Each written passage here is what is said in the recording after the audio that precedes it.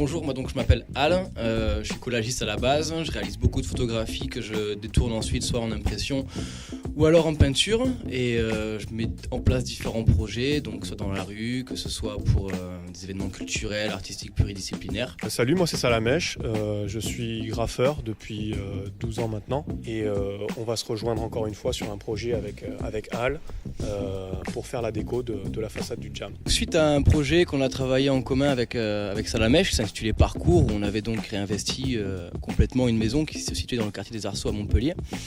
Claire et Adrien, qui travaillent donc pour le Jam, sont venus à notre rencontre pour nous proposer de réaliser un projet en collaboration. C'est un projet commun, artistique, qui est à la fois une découverte humaine. C'est vrai qu'on a rencontré ces deux artistes qui exposaient aux Beaux-Arts pendant un certain temps et on s'est dit que finalement on pouvait croiser nos compétences pour améliorer ou du moins embellir ce lieu. L'extérieur ne reflète pas forcément toute cette richesse et toute cette force qu'il y a dans les représentations, dans les concerts et dans les cours qu'il peut y avoir ici. Alors du coup de réinvestir cette façade et de faire un témoignage des gens qui ont pu y jouer, d'indiquer par des notions, par des graphes, par des mots, par des couleurs, vraiment la force artistique que le Jam peut avoir. Je pense que c'est intéressant à la fois pour ce lieu et à la fois pour nous en tant qu'artistes. Donc 150 mètres carrés de murs, ça représente vraiment une bonne partie de sous-couche de peinture pour préparer un petit peu le terrain avant de pouvoir intervenir dessus. Les différentes peintures qu'on va utiliser pour mettre en place ce projet-là.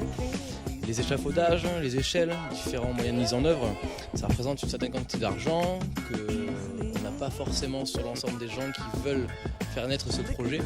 Et donc on voulait continuer à fonctionner comme on fait depuis le début sur ce projet-là, à faire participer tout le monde. Pourquoi ce financement? Parce que voilà, c'est aussi le nerf de la guerre.